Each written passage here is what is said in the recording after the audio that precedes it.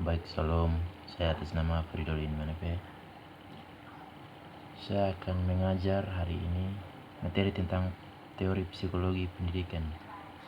Nah, yang dimaksud dengan teori psikologi pendidikan itu seperti dalam bidang pendidikan memiliki dasar teori yang menjadi landasan dan konsep dasar pelaksanaan diantaranya adalah ada beberapa teori, yaitu teori behaviorisme. Dalam teori behaviorisme itu seperti perilaku, menjadi pembelajaran adalah untuk perubahan tingkah laku. Nah, yang merupakan dampak dari interaksi antara stimulus dan respon. Seorang dapat dikatakan telah belajar jika terjadi perubahan tingkah laku pada orang tersebut. Yang kedua, teori manajemen operasional.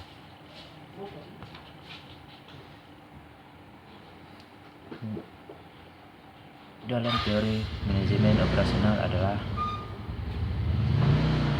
disebut bahwa tingkah laku seseorang dikontrol oleh konsekuensi. Nah, yang mungkin terjadi baik itu didukung positif dan negatif maupun hukuman positif dan negatif. Dukungan positif adalah sesuatu yang menyenangkan, itu pada suatu tingkah laku, dan dukungan negatif adalah menghapus hal yang tidak menyenangkan sebagai sikap yang dapat diterima. Itu sedangkan hukuman positif adalah hukuman untuk mengurangi perilaku tidak menyenangkan. Nah, dan hukuman negatif adalah hukuman untuk mengurangi perilaku tidak menyenangkan dengan mengambil sesuatu yang menyenangkan. Yang kedua, tentang teori harmonik klasik. Nah, teori ini melibatkan pembelajaran perilaku yang baru memulai proses yang terus-menerus. Dalam teori harmonik klasik terdapat 3 tahap, yaitu tahap yang pertama itu rangsangan dari lingkungan menghasilkan respon yang belum dipelajari dan terdapat respon yang belum pernah terpikirkan. Itu yang pertama. Yang kedua itu selama penyesuaian, rangsangan dari lingkungan tidak menghasilkan respon terhadap rangsangan yang sudah diketahui. Nah, itu yang kedua. Yang ketiga itu proses pembentuk respon terbaru. Teori kognitif. Teori kognitif fokus terhadap perubahan proses dalam struktur mental yang terjadi sebagai hasil usaha untuk memahami lingkungan sekitar ya. Teori koneksionisme. Nah, teori koneksionisme dikembangkan oleh Edward L. Tordike yang dikenal dengan teori respon stimulus. Dalam teori ini biasa disebut bahwa stimulus dan akan mengirimkan pesan mengenai panca indera yang merespon perilaku. Nah, teori yang berikut, teori Gestalt. Di dalam teori Gestalt dijelaskan bahwa proses kognitif terjadi melalui pengaturan pesan atau pola yang saling terkait dengan komponen. Nah, sehingga menjadi suatu kesatuan ya. Menurut teori ini, umumnya orang cenderung melihat hal-hal di sekitarnya secara menyeluruh. Yang berikut manfaat psikologi pendidikan. Itu ada beberapa pendidikan psikologi. Yang pertama itu memahami perbedaan siswa. Nah, perbedaan siswa itu seperti pemahaman tenaga pendidik guru terhadap masing-masing siswa. Nah, begini akan menghasilkan interaksi, pembelajaran yang tepat sasaran, serta pembelajaran yang akan efektif dan efisien. Itu yang pertama. Yang kedua, terciptanya suasana belajar yang kondusif. Nah, kegiatan belajar mengajar sangat dipengaruhi oleh kemampuan guru dalam menciptakan suasana belajar yang kondusif. Teori yang berikut, strategi pembelajaran yang tepat. Dengan mempelajari edukasional, ditemukan strategi pembelajaran yang hingga menghasilkan proses belajar mengajar yang efektif. Yang berikut itu memberikan bimbingan bagi siswa. Ini berkaitan dengan rasa percaya siswa. Nah, terhadap guru, dengan adanya rasa percaya murid kepada guru, maka proses pembelajaran akan lebih efektif dan mudah. Itu penjelasan dari beberapa teori. Yang berikut ini sangat berkaitan dengan semua prinsip interaksi yang dapat tepat dengan siswa. Psikologi yang mendasari cara berkomunikasi yang tepat. Cara berkomunikasi yang tepat akan berdampak pada proses belajar mengajar yang lebih baik. Nah, itu yang kelima. Yang keenam, adanya evaluasi pembelajaran. Guru yang memiliki psikologi yang baik akan mampu memberi penilaian atau evaluasi. Nah, hasil pembelajaran dengan adil tanpa membedakan setiap siswanya. Yang ketujuh itu motivasi belajar. Motivasi belajar, tenaga pengajar yang mampu memberikan dukungan. Nah, dorongan kepada siswa akan membuat siswa tersebut lebih giat. Itu seperti orang tua bisa memberikan motivasi terbaik untuk anaknya sendiri agar bisa memahami apa yang guru berikan, agar mahasiswa bisa memahami apa segalanya. Nah, yang delapan itu penetapan tujuan pembelajaran. Dengan adanya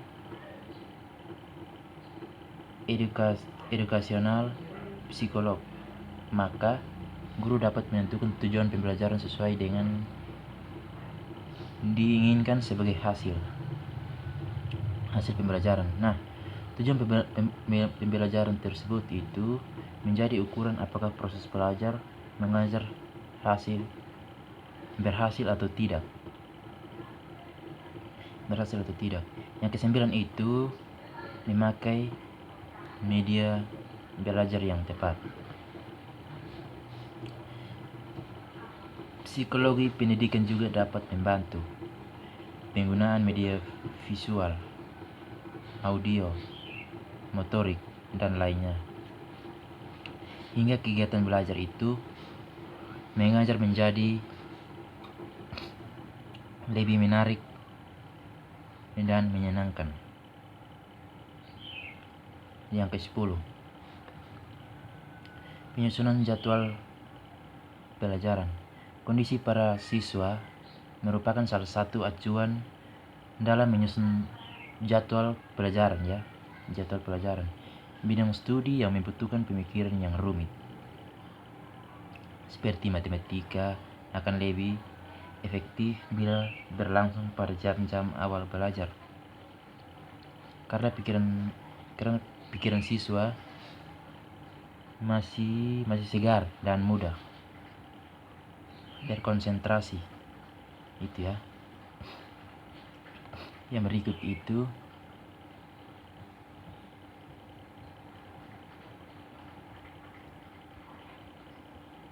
kita masuk dalam mengapa psikologi muncul dalam pendidikan.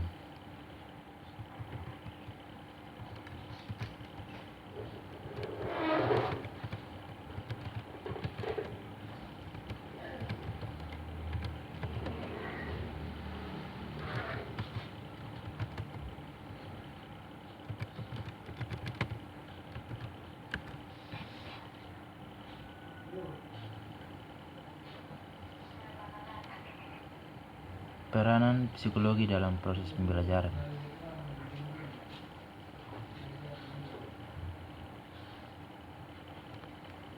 Nah, peranan psikologi dalam proses pembelajaran. Psikologi merupakan studi ilmiah tentang perilaku. Nah, perilaku dalam proses mental.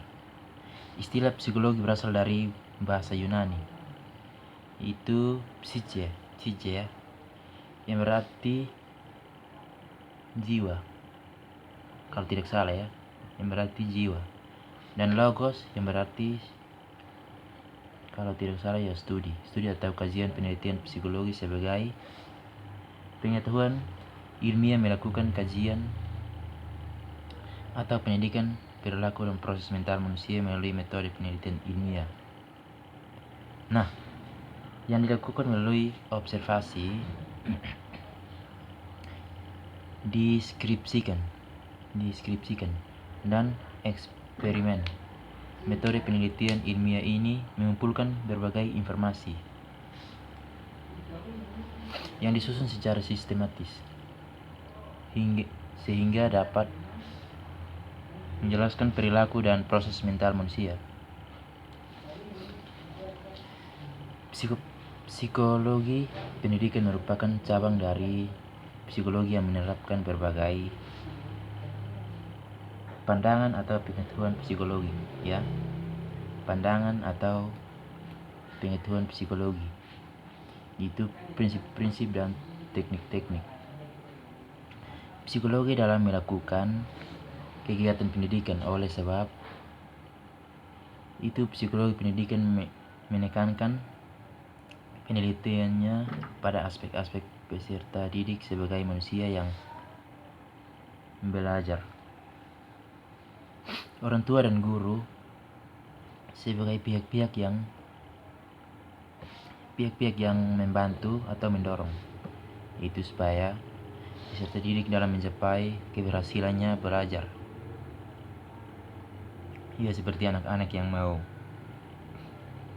masuk ujian, orang tuanya harus mendukung dan mendorong anaknya untuk belajar agar bisa tercapai hasil yang memuaskan. Nah, psikologi pendidik mencakup pencapaian hasil belajar, kesehatan mental peserta didik, dan penyesuaian sosial peserta didik. Berkaitan dengan hal tersebut, maka secara khusus psikologi pendidikan menerapkan prinsip-prinsip sosial. Nah, psikologi kognitif, psikologi manusia, behavioristik, psikologi gestalt, dan psikologi konseling. Berdasarkan hal tersebut, maka dapat disimpulkan bahwa psikologi pendidikan berkaitan dengan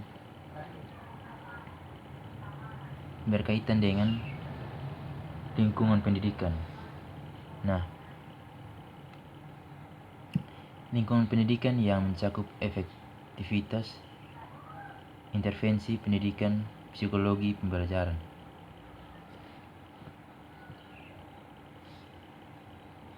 Psikologi pendidikan merupakan ilmu yang bersifat interdisiplin, karena psikologi itu sendiri menerapkan teori-teori berbagai ilmu lain seperti ilmu biologi, ilmu syaraf, ilmu bahasa, dan lain-lain. Untuk memahami karakteristik pembelajar dari berbagai periode perkembangan,